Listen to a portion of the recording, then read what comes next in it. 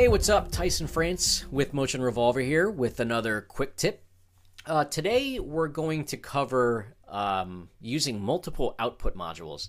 I think it's possible that most beginners and possibly intermediate users of After Effects may have never heard of this or have even used it before. It's not something I use on a daily basis, but it does come in handy if ever needed. But what we have here is a real basic After Effects project with just one simple composition, and that composition just has a black layer in it. Nothing special. I just needed to set this up so that you could see, so that we could work with the render queue. So I'm going to grab this animation comp and drag that into the render queue. And also, I'm using After Effects CC 2014 here. So this is the latest version of After Effects, just in case you were wondering. So, as usual, you could render this animation from the render queue, but if you look here, there's a little plus sign next to the output module, and if I click on it, it duplicates the output module that I already have set. Now, why would you want to do that? Well, the best example that I could come up with that I've used it for in the past is, let's say, for example, you're working on a project for a client and you want to create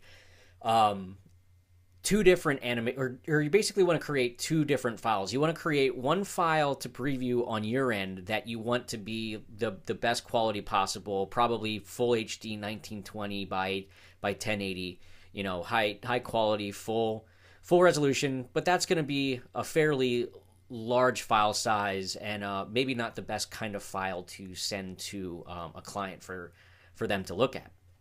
And you want to create, for your client, you would like to create maybe like a half resolution, slightly lower quality so that it produces a smaller file size. You could render out that full res file and then maybe import it back into After Effects or use Adobe Media Encoder to create the smaller file. Or you could just create a second output module for that animation. So what I have here is my first output module is Photo JPEG, and the render settings I have, the quality set to best, the resolution set to best, so 1920 by 1080. That output module here is going to work off of these settings. So, you know, that's good for the file that I want to create for my end to preview before I send it off to the client to be reviewed by them. But I also want to create that smaller file for the client. So what I'm going to do is click on this second output module. I might not want to use the Photo JPEG codec. You could if you wanted to, or you could use one of these others, like let's say you wanted to use H.264. That's fine. You can pick that. You can maybe lower the quality to produce a slightly smaller file size. But we're not going to worry too much about the settings right now. This is more about just using the secondary output modules. And again, we didn't want that preview file for the client to be a full 1920 by 1080. We wanted to kind of shrink that down so that they're not dealing with such a large file. So we'll click on resize and maybe do a half res 960 by 540. So you see, I'll put that back. It went from 1920. If I type in 960 and I have lock aspect ratio to 16:9 clicked, once I click away from that, as long as this is checked, the height will stay locked to the width. So I could slide that wherever and it'll move. But 960 is a common size that I send to clients, especially clients that may not have the best internet connection or the fastest computers to use.